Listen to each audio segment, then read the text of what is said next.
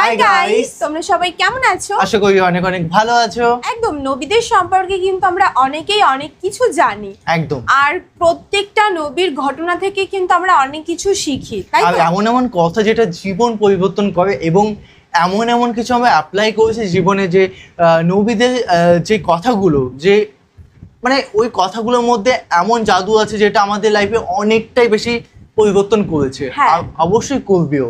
একদম। তো আমরা অনেক নবীর সম্পর্কে অনেক ঘটনা কিন্তু আমরা শুনেছি, ভালো ঘটনা, খারাপ ঘটনা।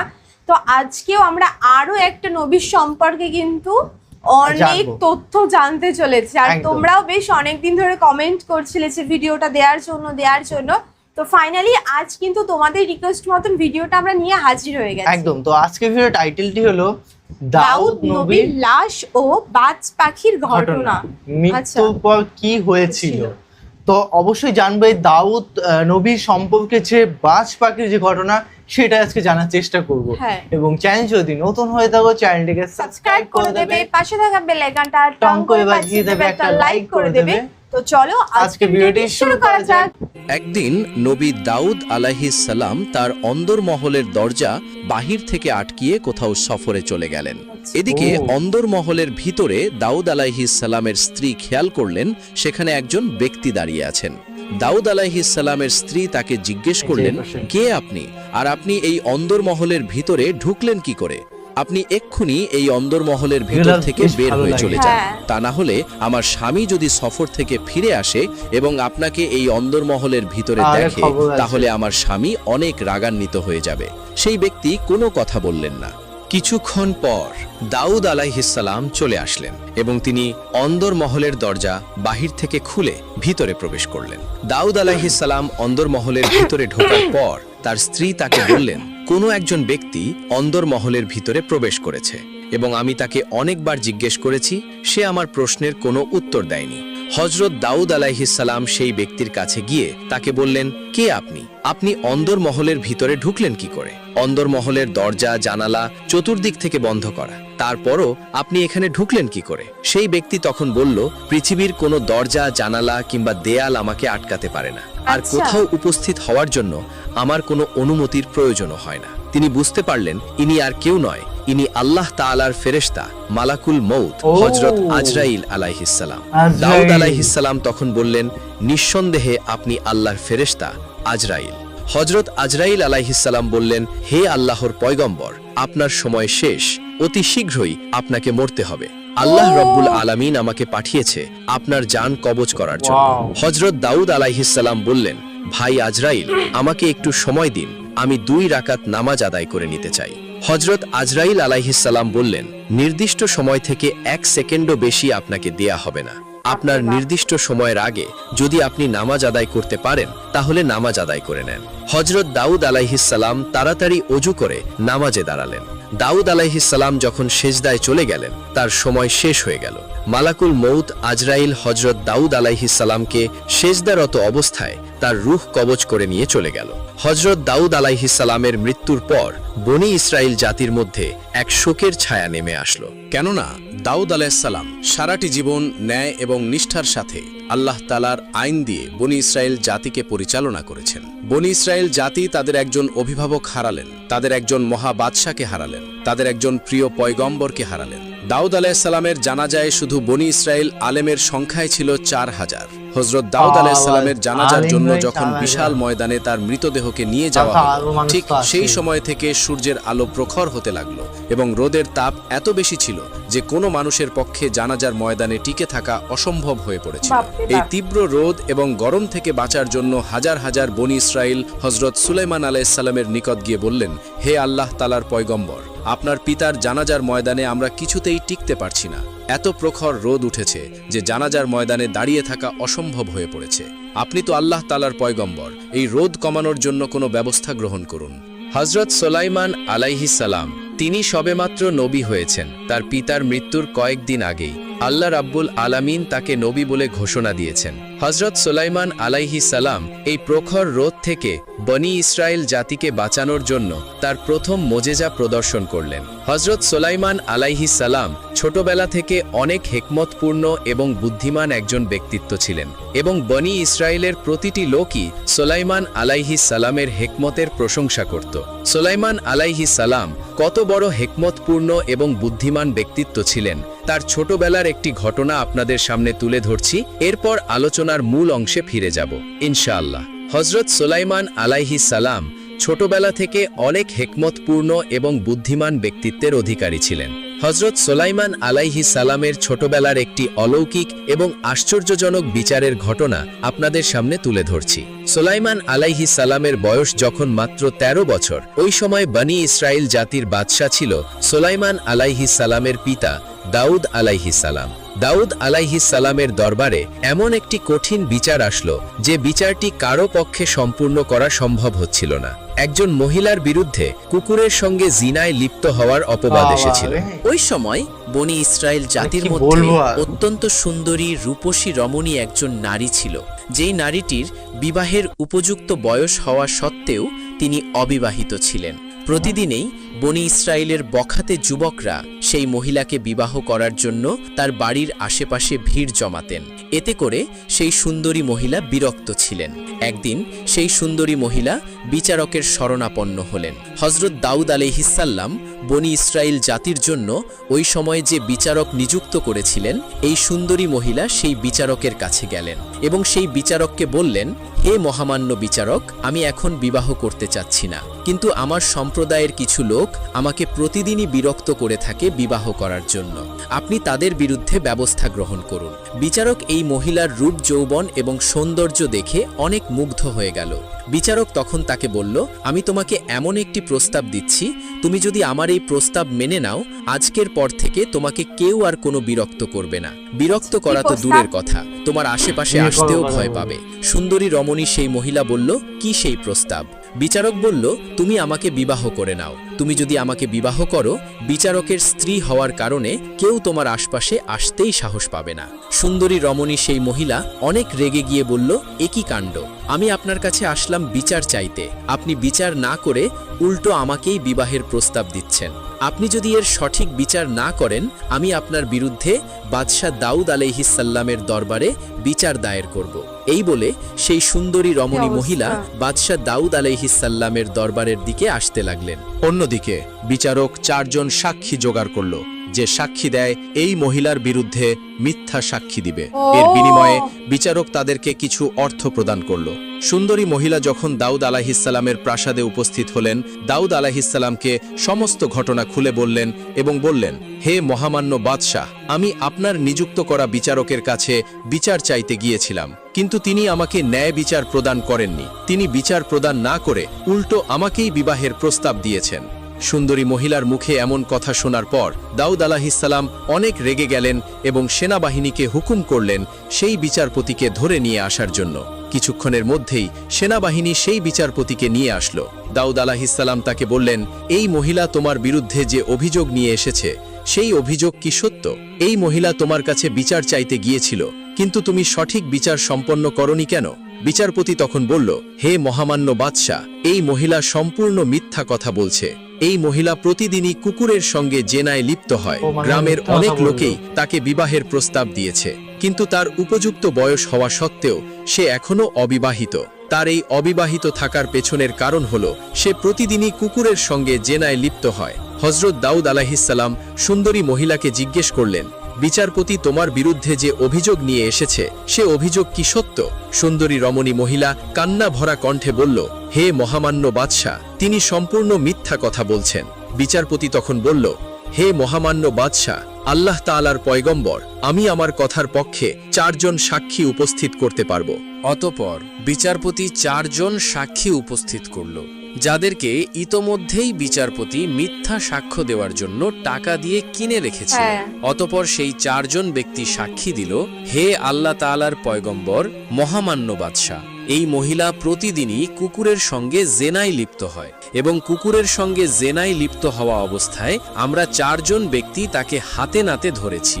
এই 4 জন সাক্ষীর স্বাক্ষর ভিত্তিতে দাউদ আলাইহিসসালাম বিচারের রায় দিলেন, এই মহিলা যেহেতু কুকুরের সঙ্গে জেনায় লিপ্ত হয়েছে, অতএব এই মহিলাকে কোমর থেকে মাটির নিচে পুঁতে পাথর নিক্ষেপ করে হত্যা করা হোক।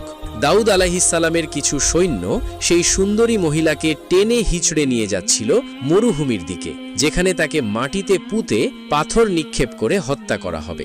এমন সময় উপস্থিত ব্যক্তিদের মধ্য থেকে একজন মহিলা বলতে লাগলো, এই মহিলা তো অনেক দিনদার, পরহেজগার এবং ঈমানদার। এই মহিলা কি কুকুরের সঙ্গে জিনায় লিপ্ত হওয়ার মতো নিকৃষ্ট কাজ করতে পারে? এটা তো আমাদের কখনোই বিশ্বাস হচ্ছে না। সেখানে হযরত সুলাইমান আলাইহিসসালামও উপস্থিত ছিল। হযরত সুলাইমান আলাইহিসসালামের বয়স তখন মাত্র 13 বছর। এই মহিলার এই কথা সুলাইমান আলাইহিসসালামের কান পর্যন্ত চলে গেল। ছোটবেলা থেকেই সুলাইমান আলাইহিসসালাম অনেক হিকমতপূর্ণ ব্যক্তি ছিলেন, তাই সুলাইমান আলাইহিসসালাম বুঝতে পারলেন নিঃসন্দেহে এই বিচারের মধ্যে কোনো সমস্যা রয়েছে। এই বিচার সঠিকভাবে সম্পন্ন হয়নি। সুলাইমান আলাইহিসসালাম তার পিতাকে বললেন, আব্বাজান, আপনি যদি আমাকে অনুমতি প্রদান করেন, এই বিচারটি আবার আমি নতুন করে করতে চাই।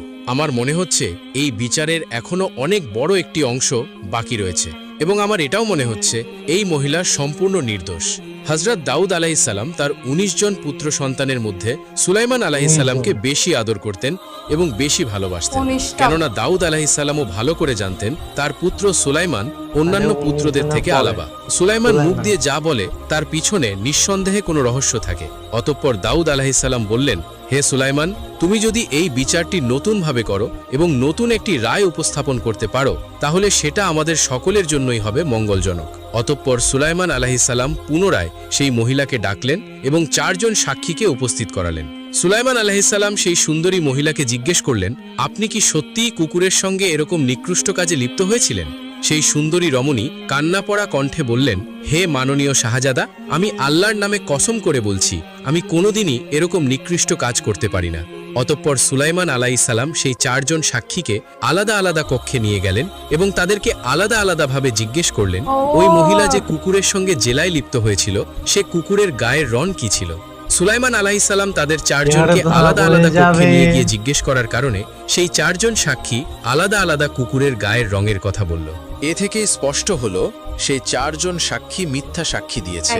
অতঃপর সুলাইমান আলাইহিসসালাম তার পিতা দাউদ আলাইহিসসালামের কাছে গিয়ে বললেন, আব্বাজান, এই সাক্ষীদ্বয় টাকার কাছে বিক্রি হয়ে মিথ্যা সাক্ষী উপস্থাপন করেছে। দাউদ আলাইহিসসালাম বললেন, তুমি কিভাবে বুঝলে? সুলাইমান আলাইহিসসালাম বললেন, আব্বাজান, আমি এই 4 জনকে আলাদা আলাদা কক্ষে নিয়ে গিয়ে আলাদা আলাদাভাবে জিজ্ঞেস করলাম, ওই মহিলা যে কুকুরের সঙ্গে জেনায় লিপ্ত হয়েছিল, সেই কুকুরের গায়ের রং কি ছিল? তাদেরকে আলাদা আলাদাভাবে জিজ্ঞেস করার কারণে তারা আলাদা আলাদা কুকুরের গায়ের রঙের কথা বলল। তারা যদি সত্যিই সেই মহিলাকে কুকুরের সঙ্গে জেনা লিপ্ত হতে দেখত এবং হাতে নাতে ধরত, তাহলে 4 জনেই একই কথা বলতো, কিন্তু 4 জনই ভিন্ন কথা বলল। এ থেকে স্পষ্ট এই মহিলা নির্দোষ এবং এই সাক্ষীদ্বয় মিথ্যা সাক্ষী দিয়েছে। দাউদ আলাইহিসসালাম অত্যন্ত রেগে গেলেন এবং রেগে গিয়ে সেই 4 জন সাক্ষীকে বললেন, তোমরা সত্যি করে বলো, তোমরা কেন মিথ্যা সাক্ষী দিয়েছ? যদি সত্যি কথা না বলো, তাহলে তোমাদের 4 জনকে আমি শুলে চড়িয়ে হত্যা করব। 4 জন সাক্ষী ভয়ে থরথর করে কাঁপছে। তারা কাঁপা কাঁপা কণ্ঠে বলতে লাগলো, হে মহামান্য বাদশাহ, আমরা মিথ্যা সাক্ষী দিয়েছি। এই বিচারপতি আমাদের টাকার লোভ দেখিয়ে আমাদের মিথ্যা সাক্ষী দিতে বাধ্য করেছে। এই মহিলা সম্পূর্ণ নির্দোষ। এই মহিলা কখনোই এরকম নিকৃষ্ট কাজ করতে পারে না। অতঃপর দাউদ আলাইহিসসালাম বিচারের রায় প্রদান করলেন। বিচারপতি এবং 4 জন সাক্ষীকে উপযুক্ত সাজা দিলেন।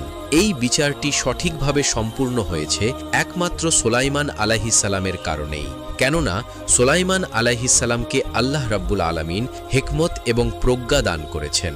বনি ইসরায়েল জাতিরা সুলাইমান আলাইহিসসালামের হিকমত সম্পর্কে আগে থেকেই অবগত ছিল।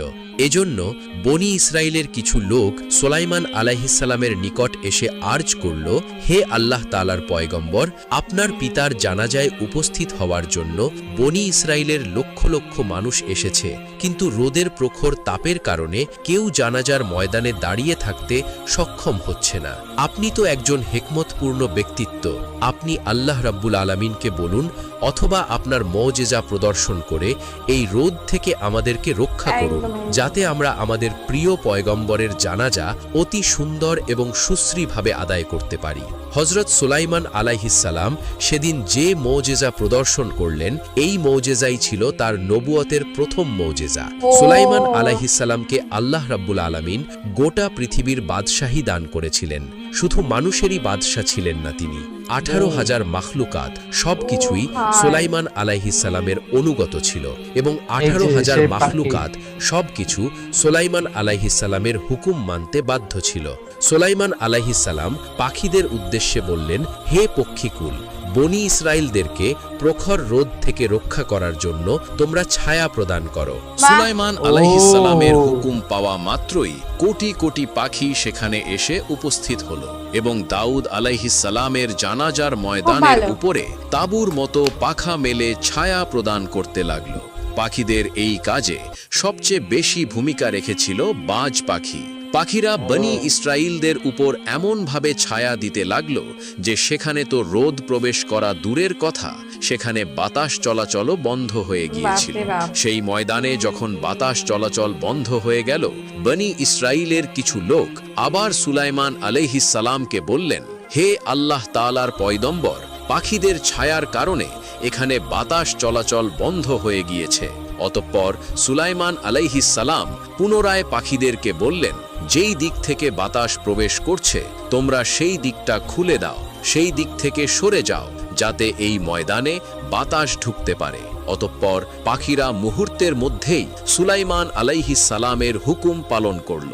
দাউদ আলাইহিসসালামের জানাজায় উপস্থিত লক্ষ লক্ষ বনি ইসরাইল সুন্দরভাবে দাউদ আলাইহিসসালামের জানাজা সম্পূর্ণ করলেন এবং বনি ইসরাইলরা বলাবলি করতে লাগল, আল্লাহ রাব্বুল আলামিন সুলাইমান আলাইহিসসালামের মতো একজন উত্তম শাসক এবং উত্তম পয়গম্বর আমাদেরকে দিয়েছেন। একদা হযরত সুলাইমান আলাইহিসসালাম তার লোক লস্কর সৈন্য সামন্ত নিয়ে সিংহাসনে আরোহণ করে এক নতুন জায়গায় গিয়ে অবতরণ করলেন। সেখানে অবতরণ করা মাত্রই তিনি শুনতে পেলেন পিপিলিকাদের সম্রাট চিৎকার করে বলছে, হে পিপিলিকার দল, তোমরা দ্রুত নিজ নিজ গর্তে গিয়ে আশ্রয় গ্রহণ করো, কারণ হযরত সুলাইমান আলাইহিসসালাম এবং তার সৈন্যবাহিনী এখানে এসে পৌঁছেছে। তার সৈন্যরা অজান্তে হয়তো তোমাদেরকে পদদলিত করে দেবে। হযরত সুলাইমান আলাইহিসসালাম পিপিলিকার কথা শুনে হাসলেন এবং বললেন, ক্ষুদ্র প্রাণী পিপিলিকার রাজা এতটাই সতর্ক এবং দয়াবান তা আমি কোনোদিন ভাবিনি। তিনি তখন পিপিলিকার রাজাকে হাতে তুলে নিয়ে জিজ্ঞাসা করলেন, তুমি তোমার প্রজাবৃন্দের প্রতি কতটা মেহেরবান এবং তুমি আমার সম্পর্কে যে উক্তি করেছ তাতে তো মনে হয় আমি প্রাণীকুলের উপর জুলুম করে থাকি। আমার উপর এভাবে কেন দোষারোপ করছো? পিপিলিকার রাজা তখন উত্তর দিলেন, হে আল্লাহর খলিফা, আপনি আল্লাহ তাআলার একজন শ্রেষ্ঠ নবী, তাই আপনার দায়িত্ব অনেক বড়। আমরা অত্যন্ত ক্ষুদ্র প্রাণী, আমাদের দায়িত্ব খুবই কম। আল্লাহ তাআলা আমার জন্য প্রজাদের ভালো মন্দ দেখাশোনার দায়িত্ব প্রদান করেছেন, সেই মোতাবেক তাদের সুখে দুঃখে আমাকে এগিয়ে আসতে হয়। এছাড়া যাদের ভালো মন্দ তদারকির দায়িত্ব আল্লাহ রব্বুল আলামিন আমার উপরেই প্রদান করেছেন, তাদের দায়িত্ব আমাকে পালন করতে হবে। এই জন্য আপনার সৈন্যদের আগমন এবং তাদের অশ্ব চালনার সময়ে তাদের বেখেয়ালে আমার প্রজাবৃন্দ পদদলিত হতে পারে, সেই আশঙ্কা থেকেই আমি তাদেরকে সতর্ক করে দিয়েছি। দ্বিতীয়ত, আপনাকে জালিম বলার ধৃষ্টতা আমার আদৌ নেই, শুধু আপনার সৈন্যদের বেপরোয়া অশ্ব চালনার বিষয়ে আমি দুশ্চিন্তাগ্রস্ত হয়েছিলাম। ক্ষুদ্র প্রাণীদের বড় প্রাণীরা তেমন পরোয়া করে না, তাই তাদের পদতলে পিপিলিকাদের পদদলিত হওয়ার সম্ভাবনা দেখে আমি তাদেরকে হুঁশিয়ার করে দিয়েছিলাম। আপনাকে দোষারোপ করা আমার উদ্দেশ্য নয়। হযরত সুলাইমান আলাইহিসসালাম বললেন, তোমার কথা শুনে আমি বেশ খুশি হয়েছি। এখন বলো তো, তোমাদের পিপিলিকাদের সৈন্য সংখ্যা কত? পিপিলিকাদের রাজা বললেন, ধরুন পিপিলিকাদের প্রধান সেনাপতির সংখ্যা হচ্ছে 40,000। প্রত্যেক সেনাপতির অধীনে 40,000 সুবেদার, প্রত্যেক সুবেদারের অধীনে রয়েছে 40,000 হাকিম, আবার প্রত্যেক হাকিমের অধীনে রয়েছে 40,000 ফৌজদার। হযরত সুলাইমান আলাইহিসসালাম এই পর্যন্ত শ্রবণ করে বললেন, আচ্ছা বুঝেছি, সৈন্য সংখ্যা বিরাট। তোমার মাথায় এত বুদ্ধি, তোমার কথায় এত যুক্তি, এই সমস্ত তুমি শিখলে কোথা থেকে? পিঁপড়ের আর রাজা বললেন, হে আল্লাহর নবী, যে মহান আল্লাহ তাআলা আপনাকে বিশাল সাম্রাজ্য এবং অশেষ জ্ঞান ও বিদ্যা দান করেছেন, সেই মহান আল্লাহ তাআলা আমার প্রাপ্য জ্ঞান এবং বিদ্যা আমাকে প্রদান করেছেন। হযরত সুলাইমান আলাইহিস সালাম বললেন, তুমি অনেক জ্ঞানের অধিকারী, অতএব তুমি আমার রাজ্য পরিচালনার ক্ষেত্রে ভুল ত্রুটি সম্বন্ধে কিছু আলোচনা করো। পিপিলিকার রাজা তখন বললেন, হে আল্লাহর খলিফা, আপনার রাজ্য পরিচালনার ক্ষেত্রে ভুল ত্রুটি আলোচনা করা আমার জন্য বেয়াদবি। তবে আপনি যখন আমাকে অত্যন্ত আদরের চোখে দেখেন, সেই হিসাবে সমালোচনার দৃষ্টিতে নয়, বরং আপনাকে স্মরণ করিয়ে দেওয়ার উদ্দেশ্যে কিছু বলতে পারি। আপনি আল্লাহর দরবারে রাজ্য লাভের জন্য দোয়া করেছিলেন, হে প্রভু, আমাকে এমন সুন্দর বৃহৎ রাজ্য দান করো যার উপযোগী একমাত্র আমিই থাকব।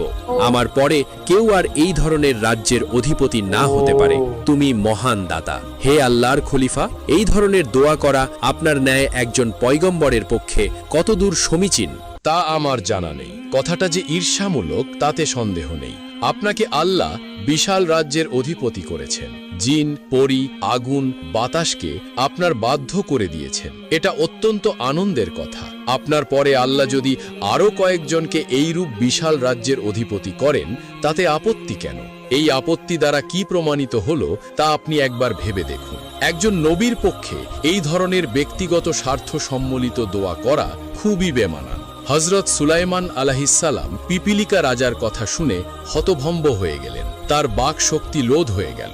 তিনি এই সমস্ত কথার কোনো জবাব দিতে সক্ষম হলেন না। শুধু এতটুকু বললেন, ভাই পিপিলিকা রাজ, তোমার দৃষ্টিতে আমার আর কি ত্রুটি বিচ্যুতি আছে তা আমাকে বলে দাও। পিপিলিকার রাজা বলল, আমার কথায় আপনি বেজার হয়েছেন বটে, তবে আপনাকে উচিত কথা বলার ওয়াদা দিয়েছি, তাই আমাকে নির্ধায় কথাগুলো বলতে হবে। আপনাকে আল্লাহ তাআলা যেই বেহেশতের আংটি প্রদান করেছেন, তার বরকতে আপনি পূর্ব দিক থেকে পশ্চিম দিক পর্যন্ত সমগ্র পৃথিবীর ওপরে রাজত্ব করে যাচ্ছেন। জিন, পরী, মানব দানব, পশু পক্ষী, আগুন, বাতাসের ওপর শাসনের অধিকার লাভ করেছেন। সর্বোপরি বিশাল রাজত্ব এবং নবুয়ত, দুটি সর্বশ্রেষ্ঠ সম্মানের অধিকারী হয়েছেন। এগুলো সম্পূর্ণ আঙ্কের বদৌলতে আল্লাহ রাব্বুল আলামিন আপনায় দান করেছেন। সবই আল্লাহ তাআলার প্রদত্ত। অতএব সেই সময়ের কথা স্মরণ করে আল্লাহর দরবারে যে পরিমাণ শুকরগুজারি করা উচিত তা সম্পূর্ণ হচ্ছে না। অতঃপর বাতাসকে আল্লাহ তাআলা আপনার অধীন করে দেওয়ার তাৎপর্য হলো, বাতাস দেখা যায় না, ধরা যায় না, শুধু তার অস্তিত্ব অনুভব করা যায়। অতএব এক আকৃতিবিহীন শক্তিকে আপনার অধীন করে দেওয়ার মাধ্যমে আপনাকে এই শিক্ষা প্রদান করা হয়েছে যে সমস্ত শক্তি জৌলুস্যের বড়াই ভিত্তিহীন। সবকিছুর মূল অনুসন্ধান করলে দেখা যাবে সবকিছু আকৃতিবিহীন বাতাস সমতুল্য। ওফাতের পর পার্থিব্য সবকিছুকে বাতাসের ন্যায় মনে হবে। কিছু দেখা যাবে না, স্পর্শ করা যাবে না, শুধু অনুভব করা যাবে মাত্র। এই সমস্ত কথা শুনে হযরত সুলাইমান আলাইহিসসালাম নিজের পথ চলতে আরম্ভ করলেন। তখন পিপিলিকার রাজা বলল, হে আল্লাহর খলিফা, আপনি গরিবদের দ্বারে এসে খালি মুখে যাবেন তা হয় না। আপনি দয়া করে কিছু মুখে দিয়ে যান। হযরত সুলাইমান আলাইহিসসালাম এই কথা শুনে দাঁড়ালেন। তখন পিঁপড়াদের রাজা তার লস্করদেরকে নাস্তা দেওয়ার জন্য হুকুম দিল। অমনি তারা একখানা ক্ষুদ্র এবং তুচ্ছ খাবার নিয়ে আসলো। হযরত সুলাইমান আলাইহিসসালাম এটা দেখে একটু হাসলেন। পিপিলিকার রাজা তখন বলল, হুজুর, আপনি হাসছেন কেন? ক্ষুদ্র খাদ্য অনেক সময় বরকতপূর্ণ হয়ে অনেক মানুষকে তৃপ্তি প্রদান করতে পারে। এগুলো সবই আল্লাহ তাআলার নিয়ন্ত্রণের অধীন। অতএব আপনি লোক লস্কর সহ বিসমিল্লাহ বলে মুখে দিন, আল্লাহ তাআলা এতেই বরকত প্রদান করবেন। হযরত সুলাইমান আলাইহিসসালাম সেই ক্ষুদ্র খাদ্য থেকে একটু সামান্য পরিমাণ অংশ মুখে দিলেন।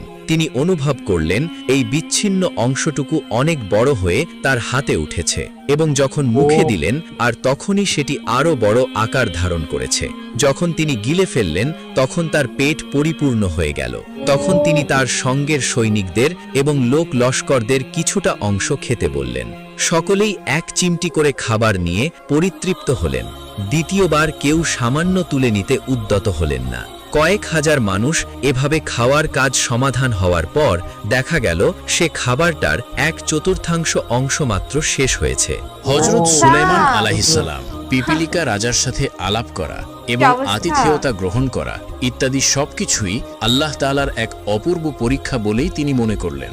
এমন শিক্ষণীয় ও জ্ঞান নির্ভর ইসলামিক ঘটনা নিয়ে নিয়মিত হাজির হব ইনশাআল্লাহ। একদম। ভিডিওটি যদি ভালো লেগে প্লিজ প্লিজ ভালোবাসা দিও, কন্টেন্টটা খুবই সুন্দর, মানে এইসব কন্টেন্টগুলো চোখ বন্ধ করে শুনতে হবে সত্যি, মানে আমার মনে হচ্ছিল যে আমি চোখটা বন্ধ করে শুধু শুনি, মানে এর মধ্যে যে একটা মানে মনে যে মানে হালকা ফিল করা, মানে অসাধারণ একটা ভিডিও দেখলাম। হ্যাঁ, আর লাস্টের ঘটনাটা শুনলি যে পিপিলি ওরা কতটাই আনতে পারে, হয়তো এতটুকু এনেছে, কতটুকু মানে কোয়ান্টিটি দেখলাম, জাস্ট অবাক। তো এক মানে একটু জাস্ট খেয়েছে তাতেই পেট ভরে গেছে। তারপরে সেনাবাহিনী আদর মানে সবাইকে দিয়েছে, আস্তে আস্তে ওদেরও বড় হয়ে পেট যাচ্ছে। হ্যাঁ ভরেও গেছে। তারপরেও মানে 4 ভাগের 3 ভাগ রয়ে গেছে, মানে মানুষের সিরিয়াসলি কিচ্ছু সত্যি বলার নেই। অসাধারণ একটি কন্টেন্ট দেখলাম, এবং তোমাদের কেমন লাগলো আজকের কন্টেন্টটি অবশ্যই একদম কমেন্ট বক্সে একদম কমেন্ট করে জানাও, এবং কি ধরনের ভিডিও রিঅ্যাকশন চাই সেটাও প্লিজ কমেন্ট করে জানাবে। আর দাউদ নবীর ঘটনা তো আমরা অনেকেই জানতে পারলাম, তাই তো? হ্যাঁ, বিষয়গুলো অনেক বুঝতে কিছু পারলাম। জানতে পারলাম কিন্তু, তাই না? একদম। তো বেশ ভালো লাগলো। তোমাদের কেমন লাগলো অবশ্যই কমেন্ট করে জানাবে। আর নেক্সট কি ধরনের ভিডিও দেখতে চাইছো সেটাও প্লিজ প্লিজ কমেন্ট বক্সে জানাবে। চলো গাইস, নতুন একটা ফ্রেশ ভিডিওতে দেখা হবে। Bye bye, take care. Take care.